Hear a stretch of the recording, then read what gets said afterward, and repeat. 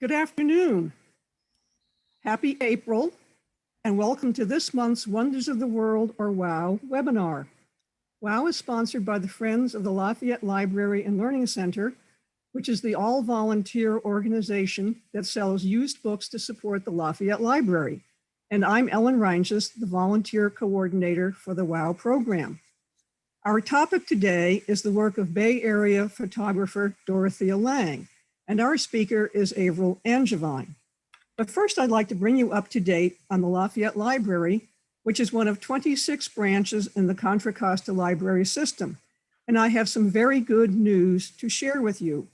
Most of the county library branches, including Lafayette, will be opening for limited inside service the week of April 26th. More information on the services that will be available can be found on the Contra Costa Library website.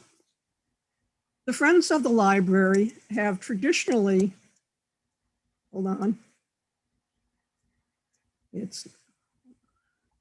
there we go, hosted the Sweet Thursday and WOW events in person. However, with no public in-person programs being held in the library complex at the present time, the Friends are holding these events online.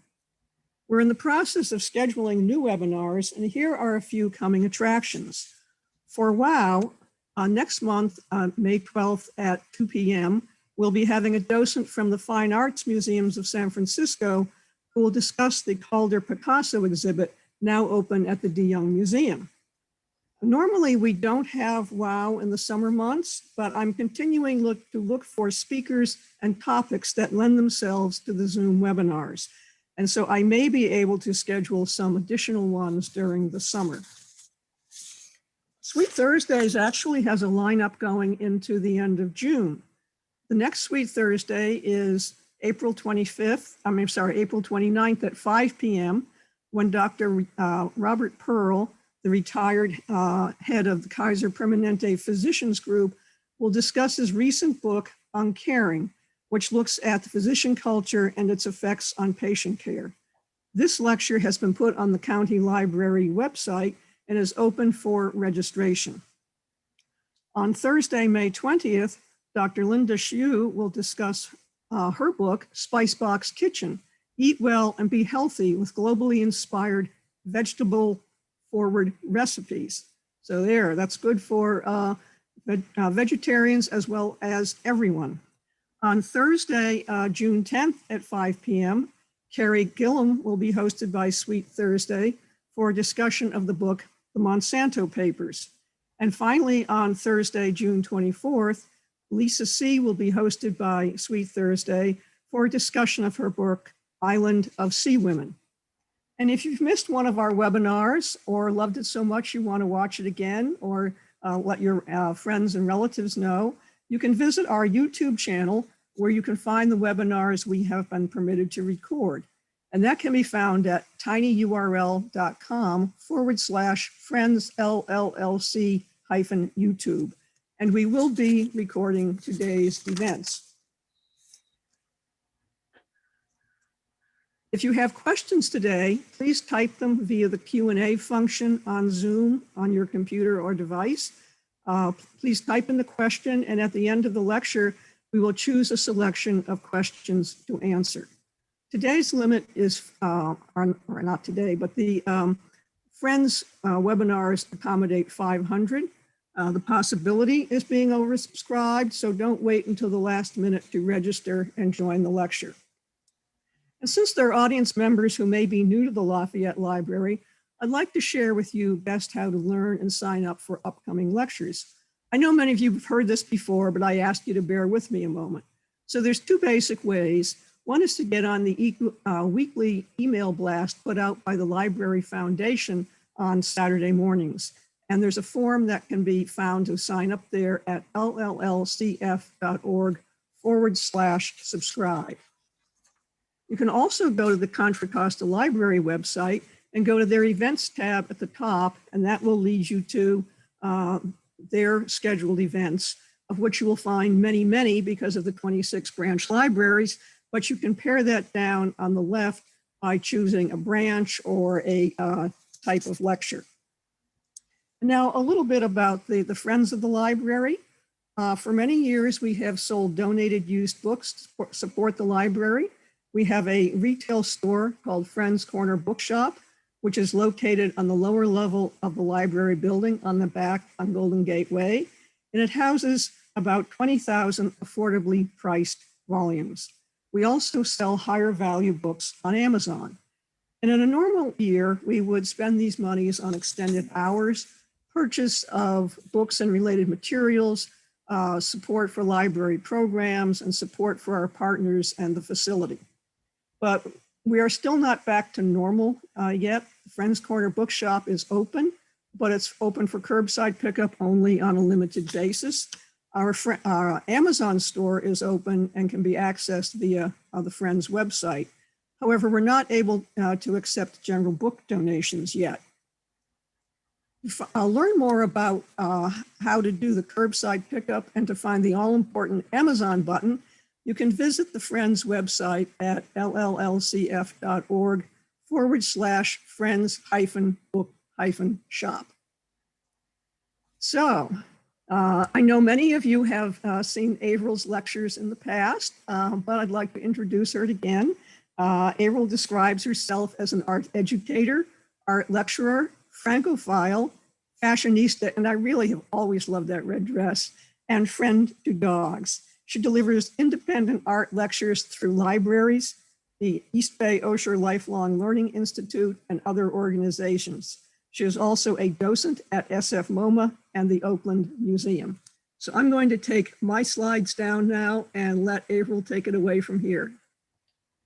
Okay, great. Thank you, Ellen. I'm always happy to be at the Lafayette Library in whatever form is necessary. And today it's online, and I'm here to talk to you about a local girl who has made good, you could say, Dorothea Lange. So let me just pull the slideshow up here. Okay, there we go. So even if you know very little about photography, you know the names of two important American photographers, right? And it's Dorothea Lange and Ansel Adams. Both of them are not just from California, they're from the Bay Area.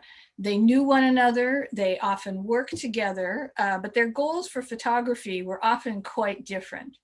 Now, in 1932, when Ansel Adams and Edward Weston got together with a group of their friends and planned a group called Group F64, and planned an exhibit that would introduce this style of photography to the world. Straight photography, they called it, photography that celebrated what the camera can do and did no longer pretend to be an impressionist painting. At that time, they considered Dorothea Lange, whom they knew, for inclusion in this group. But at that time, her studio portrait work was not really considered what they called pure photography.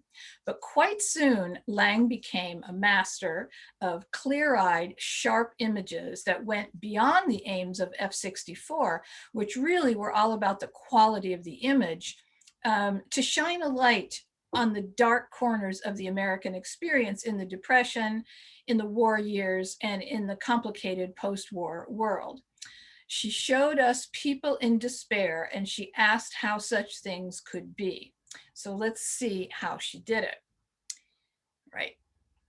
All right, so Dorothea Nutzhorn was born in Hoboken, New Jersey in 1895. She contracted polio when she was 7, and though she recovered her mobility, she had a limp for the rest of her life. She had to wear special shoes, she wore pants and long skirts and so forth. And all of this makes the energy and stamina she brought to her documentary work in the 1930s close to miraculous. Now, her father separated from the family when Dorothea was 12, at which time she moved with her mother and her brother to New York City. There's her mother. And she took her mother's family name, Lange, which probably turned out to be a good career move had she known it at the time. Lange spent many hours wandering the crowded streets of the Lower East Side of New York, and she would later say that this is where she learned to see. And these years also taught her that the poor possessed dignity and humanity, and that if she put on her cloak of invisibility, which is a term she used many times later in life, she could see, she could move around without being disruptive or without herself being unsafe. So as a teenager, she expanded her walks in New York to include upscale New York, museums, mansions, galleries of modern art, and so forth. And she probably even visited the famous gallery at 291 Fifth Avenue. It's there below the Save New York headquarters there, which was the place to see modern art in America, including contemporary trends in photography. So the 291 gallery was run by Alfred Stieglitz, famous, probably the first important American photographer, also from Hoboken, New Jersey he was, and his protege, Edward Steichen. Now they were proponents of pictorialism, a style in which photographers aimed to prove once and for all that photography could produce art. So they were concerned to create beautiful, moody, crafted compositions made by using a range of darkroom techniques, right? So things like this that are soft and fuzzy. Later on, Stieglitz did a whole series of photographs of clouds. And that's his interest. And Steichen, of course, did this wonderful, wonderful black and white image that kind of looks blue because of the way it's been treated.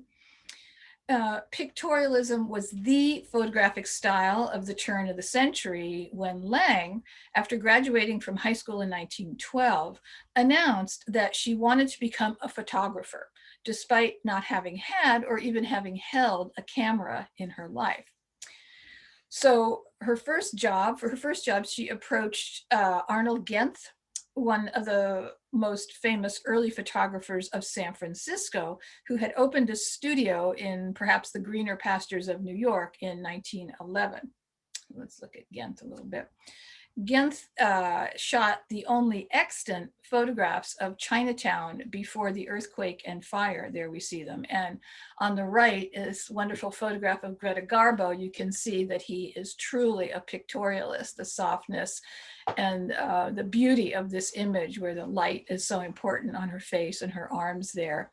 The Chinatown pictures don't have the same kind of quality, but generally they're considered pictorialist because he did doctor them. He would cut out anything that looked like Western culture to get the image that he wanted. And of course, the way San Francisco's Chinatown looks now, with the pagodas and so forth, that's a creation well after the earthquake. That's not what it looked like then. So Genth was also well known for photographs of Isadora Duncan. There's a couple here. So again, there she is, very pictorialist kind of mode. Now, Lange learned a lot from Genth, including something that became kind of a trademark of hers, which is to click the shutter when the sitter didn't expect it, right? And he gave her her first camera. So he's an important figure in her life. But Dorothea soon developed wanderlust, so she and a school friend saved up money for a trip around the world. And as the famous story goes, she made it as far as San Francisco before she lost her money. And this is when her life as a professional photographer really started. She got a job in a photo shop where she became fascinated by snapshots, in which she realized photographs could tell a social as well as a personal story. She met Roy Partridge in the shop and quickly became friends with him and his wife, Imogen Cunningham. Here are a couple of portraits of Roy by Imogen. I think we have to say that Roy Partridge was a good sport here. He was a printmaker and artist himself, and he taught at Mills College. So Lange sets up a photography studio at 554 Sutter Street, near Union Square, that was successful beyond her wildest dreams, serving the same wealthy clientele that Genth had when he was in San Francisco. And it seems that her modern, artistic, kind of intimate and resoundingly pictorialist style appealed to her clients. Here's an interesting one. These are the young Haas brothers, Walter in front and Peter behind him. Interestingly, of course, the Haas family, very important in the history of San Francisco. These two brothers were not only photographed by Dorothea Lange, they were painted by Diego Rivera. So they were in the right place at the right time. So by the time she was 26, Lange was the top portrait photographer in the city. And she soon met the city's most dramatic artist, Maynard Dixon.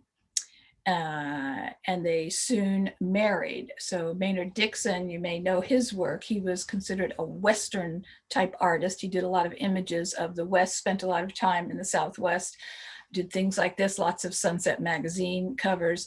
But he's quite an accomplished painter. And by the 30s, he was doing some images like this one, The Forgotten Man, I really like. So Maynard Dixon and Dorothea Lange, there they are. They were a magic couple, but even they were not immune to the effects of the Depression, financial, emotional, moral. And in the spring of 1932, Lange turned from the walls of her studio, where she has photographs of her clients, Fleischacker, Haas, de Young, and so forth. And out the window, she saw the crowds of unemployed. And she understood the Depression for the first time. It was like an epiphany to her. And she said, the discrepancy between what I was working on and what was going on in the streets was more than I could assimilate. I thought I would go down there to see if I could grab a hunk of lightning. And indeed, she did. So accompanied by her brother, who was out of work, she headed out into the streets with her giant Graflex camera with a tripod. And she took this picture, the White Angel breadline. So this is obviously radically different than what she was doing as a studio photographer. And it's a really wonderful image that gives us a lot of what's going to become Dorothea Lange's style here. And it's fascinating the way she has isolated the one man alone in a crowd looking the other way. And he's in an attitude with his hands like that, leaning on the fence, almost of prayer. And it's also got a lot of really interesting structural aspects to it, the way the fence is moving into the background and so forth. It's a lovely, lovely image. Nevertheless, her friends and her clients asked what she could possibly do with images like this, or like these, that are also from San Francisco in those early years. Well, she had an idea about what to do with them. And within 3 years, she had closed her studio and really changed, or perhaps invented, what it meant to be a documentary photographer. So in 1934, she had a show of her new works, of these works, at 683 Brockhurst, a studio in Oakland, where the F-64 crowd hung out. At this exhibition, a UC Berkeley agricultural economist named Paul Taylor saw Lange's work, and he quickly recognized the power of her photography and the way it could help him to illustrate and enliven his possibly rather dull economic reports that he was doing about the situation of people in the Depression in California in the agricultural areas. So he invited a group of photographers, including Lange and including Imogen Cunningham, to accompany him on a trip to document a self-help community set up by the unemployed in Oroville, Northern California. This is when Taylor actually met Lange for the first time. Now, I'm not sure if it was love at first sight, but Taylor was certainly impressed by the first photograph Lange took as she got out of the car. And this is it. And I think here right away, we can see one of her trademarks, which is her interest in the kind of the personality, the power of the people she's documenting. And there's something about his attitude leaning on that stick there that really suggests strength, I think, and power. It's a lovely image. But meanwhile, Lange was impressed by Paul Taylor, by the way he talked to the workers. He was studying and how he got them to reveal so much about their lives and their situations. And this became a standard practice for Lange too. And her photographs were often accompanied by long captions about or by her subjects. So in effect, she collaborated with her subjects to gain their trust. So she's maybe in a sense combining what you do as a studio photographer with what you do as a street photographer, where generally you are snapping images yourself without working with people. She would even let children fiddle with her camera, apparently, in order to gain their trust. So there they are, from 1935, when she divorced Dixon, to 1939, Lange and Paul Taylor, here in a photograph by Imogen Cunningham, formed an incredible partnership, he writing and she photographing, bringing attention to the plight of the nation's poor and forgotten peoples, particularly sharecroppers, displaced families, and migrant workers. The photos were commissioned by various New Deal agencies, and they were distributed free of charge to newspapers. So together they worked in California, they worked in the South, in Texas, in Washington State. And let's look at some of the images here from the South. It's a really interesting image that is often reproduced cropped so that just to the left of the man leaning on the car, so the people behind are not in the picture. She is very good at letting the landscape, particularly signs, work for her here. I like that image. Another one. This is an interesting photograph that was taken in North Carolina in a tobacco gathering area. The agencies that were employing them were interested in gaining support for the programs that the government was mounting to help people in the crisis of the Depression.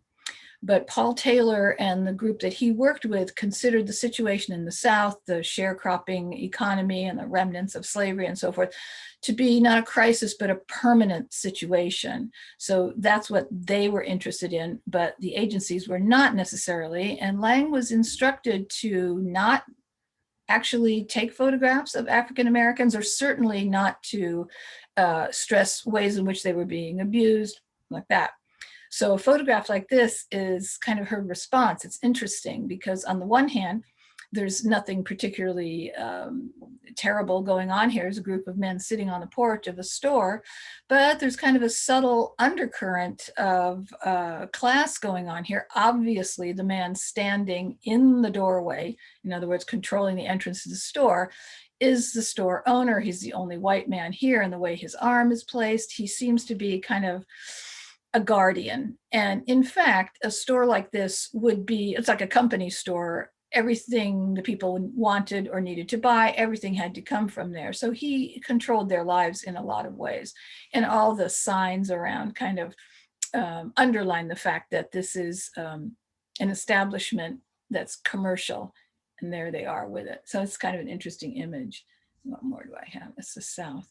She also photographed in Washington State. I guess apple picking region.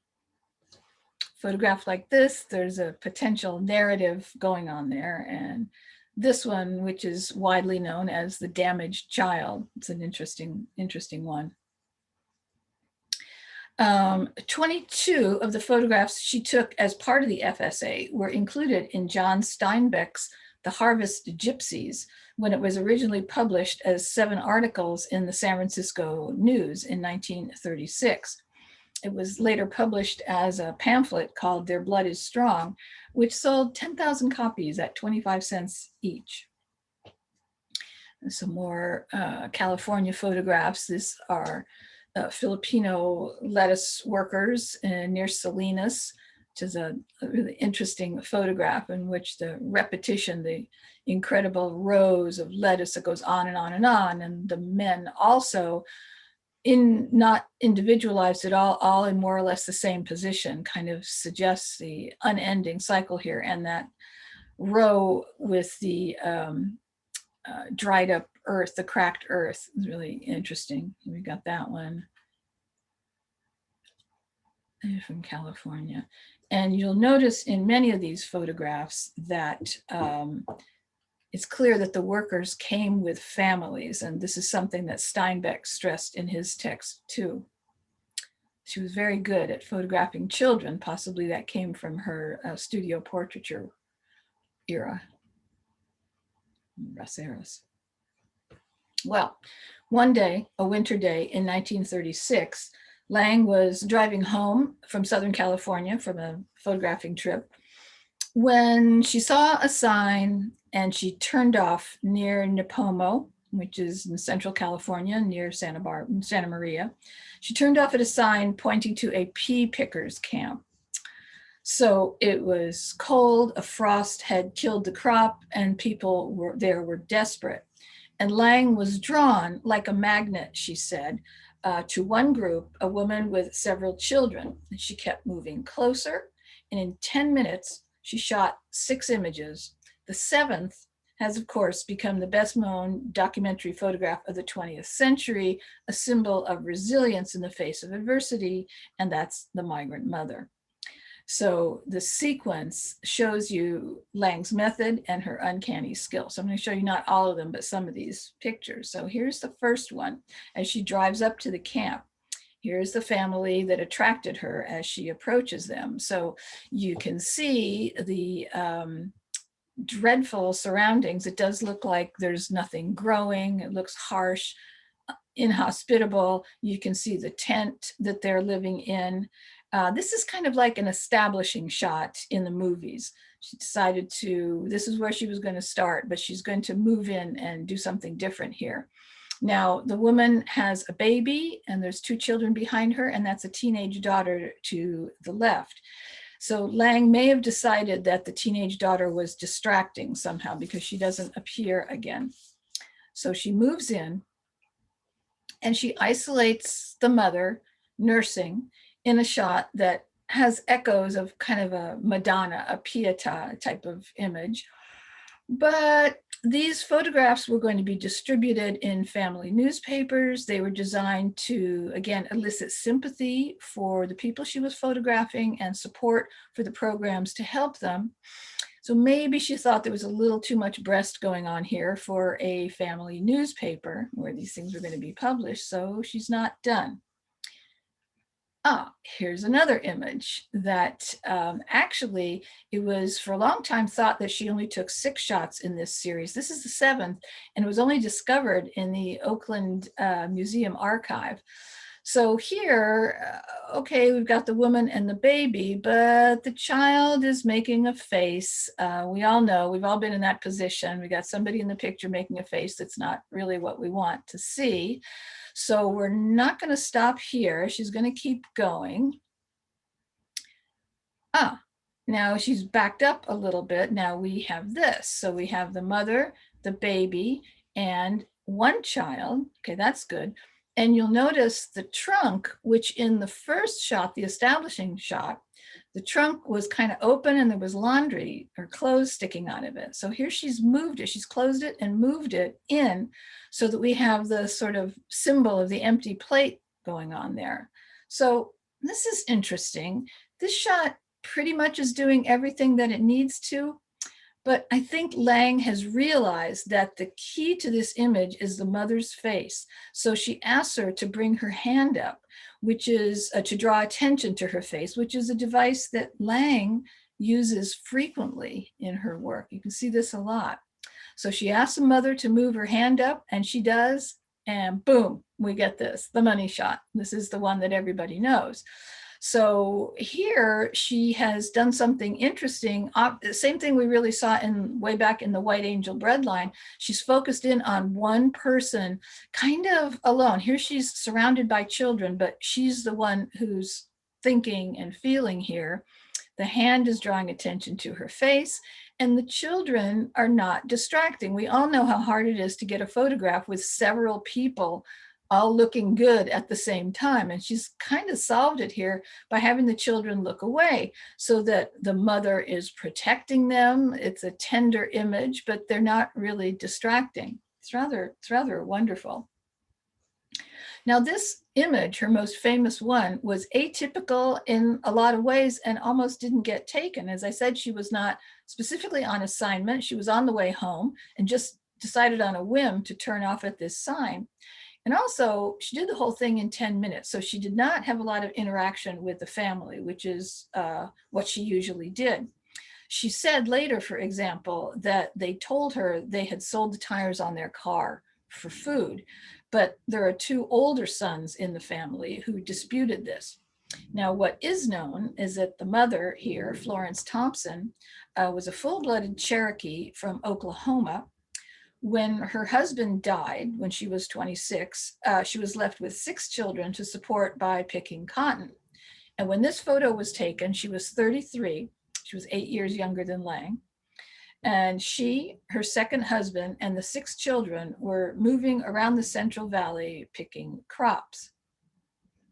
Now, in 1979, Florence Thompson contacted the Modesto Bee and identified herself as the iconic Migrant Mother. Here she is, older, with a picture of herself. She was actually angry that she had never received a cent from this most famous work. Lange didn't get any money from it particularly either. She was on a government salary and it was in the public domain all the time. But Thompson actually did earn a rather substantial amount of money, apparently $35,000 after the story appeared in the paper, Modesto Bee, and she was able to pay off her debts with that. And she outlived Dorothea Lange by 10 years. Now, Lange and Taylor published their work in a book of text and photographs on the Dust Bowl, here it is, called American Exodus in 1939.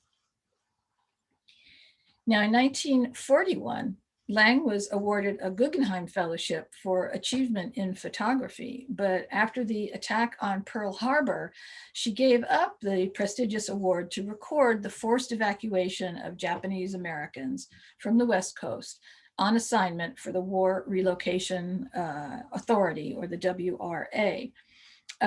They wanted to show that the evacuation was humane.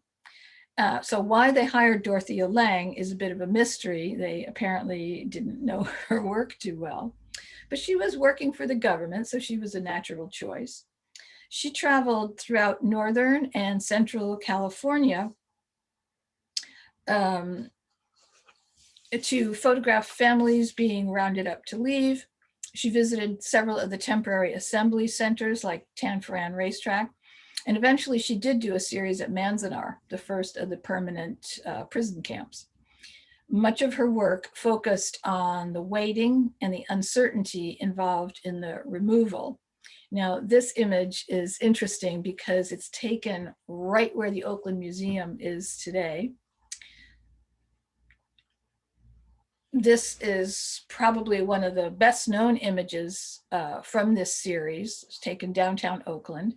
And of course, the man who owned the store was a UC Berkeley graduate. Didn't actually help. He was one of 120,000 people rounded up and imprisoned, 80,000 of whom were also US citizens. This is a program that Dorothea Lange just thought was brutal and inhumane, and she attempted in her photographs to show the ordinariness, the humanity, the Americanness of the people who were involved in this process. As I said, she does a great job with children. It's here. And this is an interesting one to look at, to think about how Dorothea Lange crops a photograph. She's well known for that. So also with Migrant Mother, in a sense, she narrowed down. She didn't crop, but she used her position to narrow down the photograph to the heart, the things she wanted to show the best. This one is done with actual photographic cropping. So this is an interesting photograph of a group of children at the Raphael Weil Elementary School in San Francisco reciting the Pledge of Allegiance. And as you can see in the background, there's all kinds of kids, all kinds of ethnicities and there just maybe happens to be 3 Asian girls in the front. It's an interesting photograph. So that's photograph 1. So she crops it down to these 2 girls. Now maybe we're stressing that we're looking at the Asian kids. And of these 2 girls, they have completely different expressions on their faces. And you can tell possibly a different story depending on which one you focus on. So I'm wondering for you yourself, which one you think is telling the story that Dorothea Lange wants to tell. Here she is. So this young girl, who her expression is worried, possibly full of some form of anxiety. Whereas in this one, the girl on the right, I don't know, it looks like maybe she's singing at the time, not quite the same level of, or depth maybe. So we have this photograph here. And it adds to this to know that 10 days later, this girl and her family were sent off. They were interned. So Dorothea Lange then, actually, as I said, went to Manzanar and shot some images there. So this is her establishing shot at Manzanar, right, which is in the Eastern Sierra. These images were so obviously critical that the Army impounded most of them, and they were not seen publicly for more than 50 years. This one was distributed, possibly because there are no people in it. It's, just a straight up landscape shot. Today, her photographs of Manzanar, of the internment, are available in the National Archives and at the Bancroft Library at UC Berkeley. And let's look at a few of them. So this is sort of a wonderful image with the mountains behind. And notice she has a tendency to shoot up, shoot slightly from below eye level of her subjects, which makes them more monumental in a sense. She was warned, as with the earlier photographs, to stay away from the least humane aspects of the camps, particularly barbed wire. As you can see, she didn't take their advice. Here's a nice shot of really showing what it looks like there. Okay. Meanwhile, Lange's old friend, Ansel Adams, looked at the 30s through a slightly different lens. Most of the F-64 photographers turned, as Lange did, to more social documentary work during the Depression. But Ansel Adams and Edward Weston, however, continued to photograph rocks and trees, a rather unpopular pursuit in that desperate decade. So this is Ansel Adams' view of Manzanar. And as you can see, it's an absolutely stunning landscape image. It's beautiful. Adams wrote that humanity needs the purely aesthetic just as much as it needs the purely material. I would agree with that. Imogen Cunningham's son, Rondell Partridge, who worked with both Adams and Lange, said, Ansel once complained to me, and he said it to Dorothea too, that he didn't understand why she took all these pictures of dirty, sad things when there is so much beauty. Ansel himself never photographed a fence, a street, drunk people, or junk, and so he couldn't understand. He was an art photographer, and she was a people's photographer. And I think that's perhaps a little bit too simplifying, but it captures something about the difference between them. So the mountains for Adams are both a metaphorical kind of fortress. It's encasing the people in the camp, keeping them there, but it's also kind of an inspiration for the internees. Now, he was there slightly later than Dorothea Lange. So by this time, people had sort of established a routine, a way of life in the camp, if you will. And so his photographs really are more about kind of the positive aspects, if we can look at it that way, of what people managed to do in these prison camps. Rather extraordinary. And he too eventually published a book called Born Free and Equal. Here it is. It's a controversial photo and text book about Manzanar that accompanied an exhibit of his photos at MoMA, New York. He ended up claiming that the internment was un-American, right? So it was, it really brought out something in him that had not been there before, perhaps. But even this book, we can see that the front cover is landscape. The human subject is on the back cover of the book. So in 1942 and 43, Dorothea Lange and Ansel Adams, both again together, examined perhaps a more optimistic aspect of wartime life. And that was at the Kaiser shipyard in Richmond. And they did this first for the War Relocation Authority, and then a couple of years later for Fortune magazine. Now, the population of Richmond before the war was 20,000. After the war broke out, the Kaiser shipyard employed over 100,000 workers in what became the world's shipbuilding center during the war years. Lange was fascinated by the ethnic and racial mix of people in the shipyards, which she found exhilarating and probably a harbinger of the future. So we'll look at a few of her images there from Kaiser. This one. This has got to be quitting time, I would say. It's lovely the way, particularly the woman in the center, these women in their hard hats and so forth, is kind of enjoying her life, it looks like. This is a wonderful image.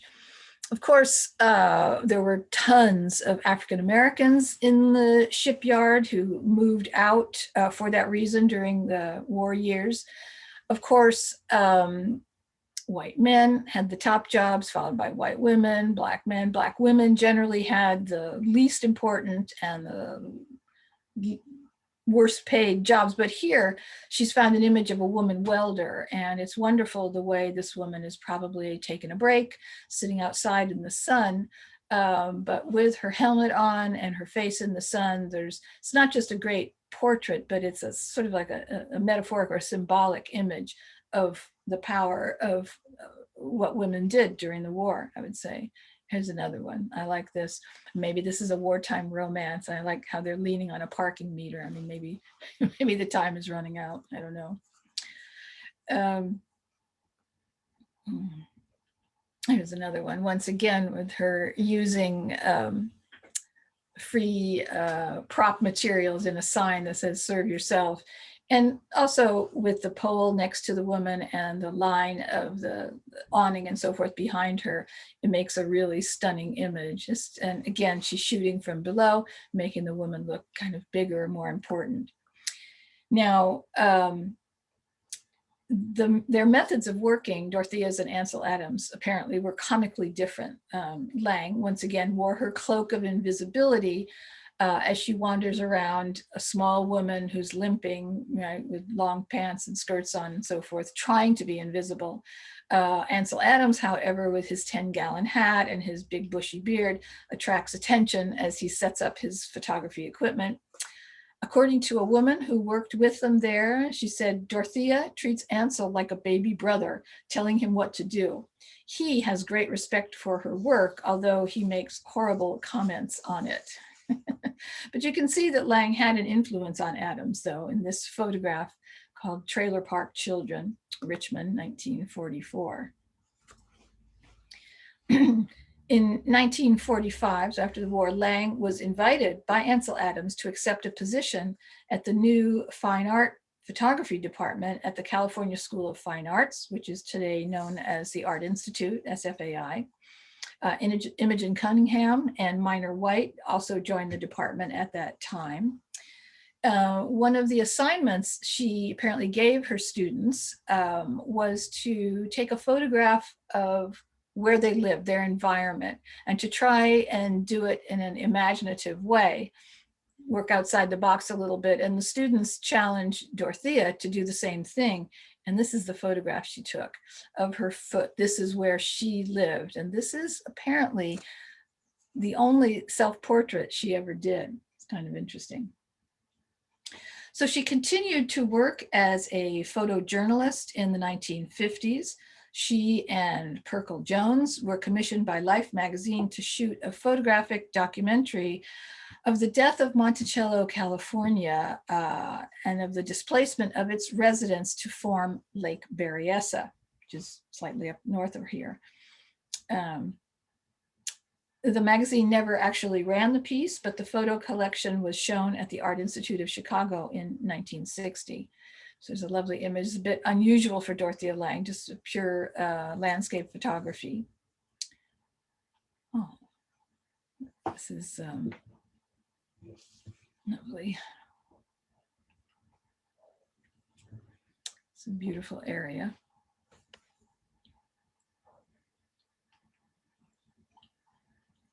And once again, she manages to focus on the human side of things and present someone in her honesty and forthrightness here. And of course, here's the tractor coming in to put an end to this beautiful valley.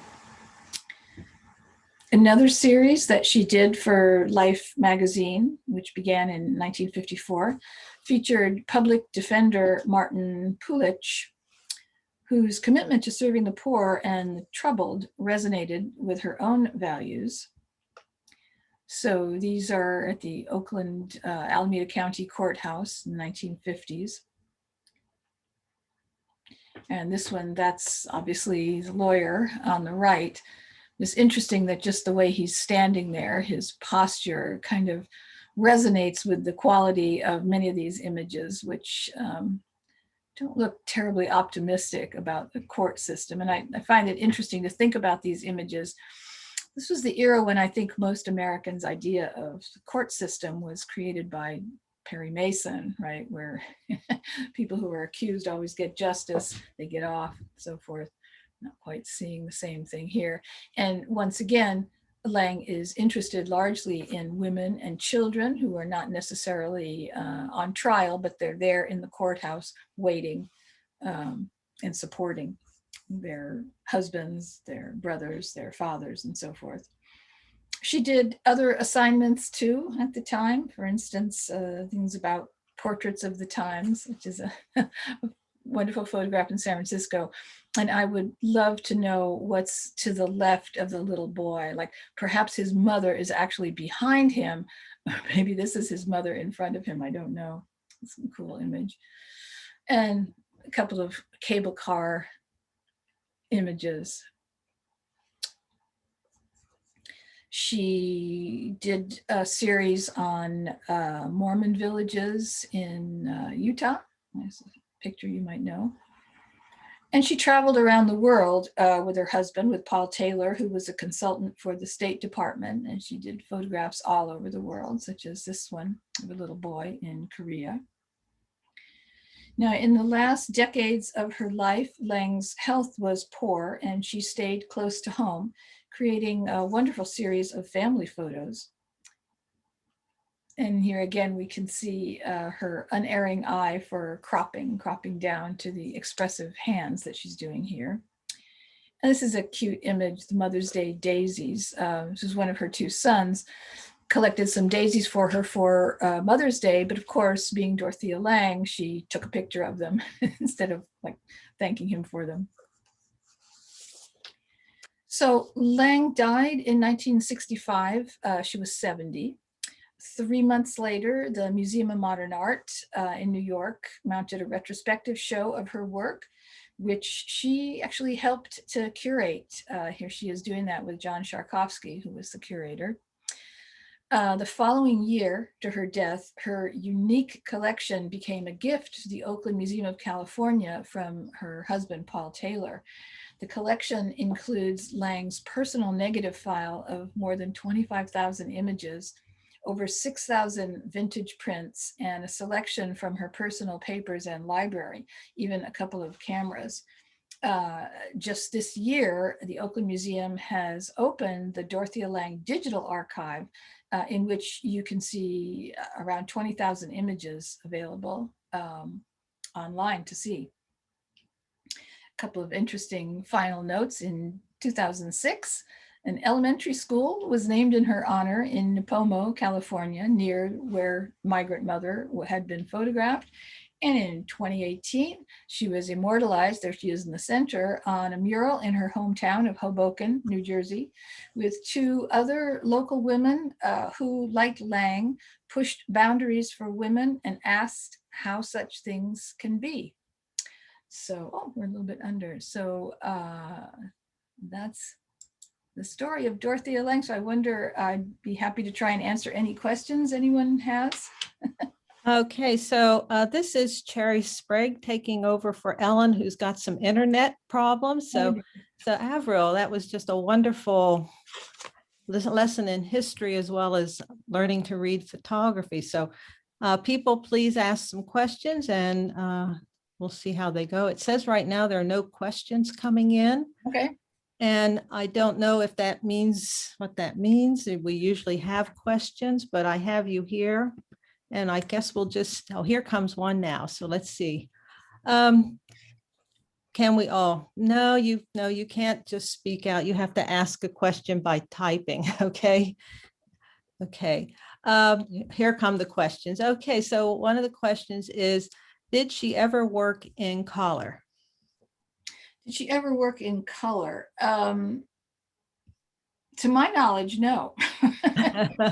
she may have done. I mean, she was photographing right up until the end, till the 60s. Certainly color photography was available, but no, to my knowledge, it's all black and white. It's a good question. So who are the other women in the mural? I'm not sure about where I understand that context. I have that written down somewhere. There are two local women who none of us who are from outside of New Jersey know. I think a woman on the right, she's there with a baseball bat. She did something about local little leagues, getting girls involved in them. And there's an African-American woman on the left. And I can't remember their names or what they did, but they're local women, right? So that are honored with Dorothea Lange in Hoboken. Okay. Well, there are also some comments that says like, no question, but the show was really interesting and informative. Thanking you and marvelous presentation. Oh, thank you. Thank There's you. another one down here. Is it possible to view the photos from the New York exhibit? Oh, from her retrospective. Yeah. Mhm. I would assume that all of those photographs are available elsewhere, but whether MoMA, I don't know whether MoMA has anything like that online. I would imagine not, or if anything, there would be some. Yeah, I don't know. It's a good question. Okay. Dorothea's photos primarily seem to be candid, yet when you were talking about the Migrant Mother, it sounded as though she did a fair amount of posing. Were her photos more posed or candid? That's a great question. And I would have to say, as far as I understand, they were kind of in between. I mean, as I said, she started out as a studio portrait photographer, so she knew how to take a portrait. But when she was working in the field, she apparently worked with people and got them to do kind of what they wanted to do. But yeah, she would pose them to an extent. She would ask them to move their hands or look this way or something like that. But she did it in a way that I think is considered kind of collaborative. So sometimes they would choose the way they wanted to be, way they wanted to appear. But it's interesting that, you know, what we consider street photography is really all coming from the photographer. And she didn't quite do that. But no, she did ask people to do things. She wanted things to look a certain way. And so she had people help her with that, I would say. Okay. I think you answered what brought her out to San Francisco, but where did she live, she and Ansel, when they were in the Bay Area? Do you know? When she early on, when she was married to Maynard Dixon, I don't know. I know that she ended up living in Berkeley, about 5 blocks from my house up on Euclid. If you consulted a book like, for instance, Linda Gordon's large biography that came out last year, it may very well say where she lived in San Francisco, but I don't know. She lived in San Francisco, she lived in Oakland, I think, for a while, and she certainly ended up living in Berkeley. I understand that. Okay, so do you know how the archive got to the Oakland Museum, and is it available digitally? Yeah, as I said, Oakland Museum just last year finished this project to digitize. There's thousands and thousands of images that you can look at. And her husband donated it to the Oakland Museum. Her photographs are in three places. They're in the Library of Congress, the National Archives, and at the Oakland Museum. And I think Oakland has the biggest group of them. I guess they were connected to Oakland. There was a curator there named Therese Heyman, I think in the early days, who was probably responsible for that. So local people, local connection, I think that's why they went there. Good. Any museum would love to have them, but So when did she go to the 35mm camera? oh, that's a good question. Probably, I think you can see, for instance, in that photograph, that famous photograph where she's sitting on a car and taking a photograph. She's got a handheld camera, but it's heavy, and she's like supporting it on her knee, sort of like this. So she goes from a box camera to a big camera like that. 35mm, probably in the 50s. I'm not sure, but she did eventually move down to a smaller, kind of lighter camera that was easier to use. This is a little different, perhaps. Did she write any books on photography techniques? And aside from Korea, did she photograph outside of our country? Yes, she did. She did. She traveled around a lot with her husband, India, I think. I just put one image in there to kind of show that she did so. But yeah, she took a lot of images from elsewhere in the world. But that was like at the end of her career. What was the other question? Oh, did she write a book? Yeah. No, I don't think so. She wrote a lot of notes about things, but she didn't write a book about photography. Okay. No. Well, if she didn't write a book, then maybe you could recommend, somebody wants to know if you'd recommend a book to read on Dorothea. Oh yeah, it's the one by Linda Gordon that came out last year called Dorothea Lange, A Life Beyond Limits. It's easy to find. It's it's one of these big biographies, but it's really easy to read. And there's another one called Grab a Hunk of Lightning by, I think, Elizabeth Partridge. And there was a film made a couple of years ago, a documentary of that name about her that I think you can probably find through PBS. It's online, but the Linda Gordon book is excellent. It's huge. It has everything. All the questions you're asking me that I don't know. Oh, well, those are good. That's always to me a good sign when there are questions that leave us all wondering. And yeah. So did any of her children go into photography?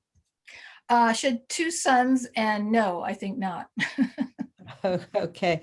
And I think this might be about our last one here as we're getting into the end of the time. It says, did Lange want to document events in the 30s and 40s, or did she and her husband try to work on issues? And it says that she thought maybe they went with Steinbeck to bring food once to starving farm workers. And do you know anything more about her other work during the 30s and 40s? You mean things she did other than photography, like social commitments, works? I don't really know about that. She went with Steinbeck to, yeah, she may have done. I don't know. Oh, maybe I'll ask this last one. It seems to be one that's sort of themed in and out. And did she do any kind of post processes in her own images? Probably some. I mean, most photographers do. It's an interesting question about how, I mean, this is always a thing with photography. Like you have a painting, it just exists, but a photograph can be reproduced many times and it can appear in different places. She did develop some of her photographs. In fact, I think in the early days when they were in California, she even was able to use a photo lab at UC Berkeley because of her husband's connection there. Ansel Adams sometimes developed her photographs, but what she was doing for the FSA, she sent to them. I think mostly she sent undeveloped film. So, she didn't necessarily have control over how they were cropped and how they appeared and so forth. But some of it she did. So she did so much stuff that, but yeah, I mean, she certainly cropped her images, and I'm sure she used all the standard techniques, dodging and so forth, if she developed them to make them come out well. Sure. So I'd like to chime in because the internet finally came back. Oh, thank Okay, you. okay, there you go. Right, I'm borrowing an office from another organization in the library and working on the library's network. And suddenly I realized that nothing was happening. So luckily Sherry was able to take over. Good. Thank you. So Cherry, do you think we're done with the questions? Well, you can, Ellen, you often have some questions that you figure out on your own. Well, I'm going to let you do that, okay? Well, I know I think I this. was so astounded by the internet going out, and I didn't know, I hoped it wasn't knocking everybody off, but I think Zoom has come up with a way to have that not happen. No, I would just add that there are so many good comments here about how well this presentation was and what we're learning. So I just want to add that I'll add my own compliments to that. Oh, And I'm going to let you sign off, Ellen. Okay. And since I've missed about the last 20 minutes, I will now look at the recording. So I won't miss a word that you've said. I appreciate that you've been our speaker this month, and we hope you will come back in the future with new topics. Okay, be happy to. All right. Thank you. Okay.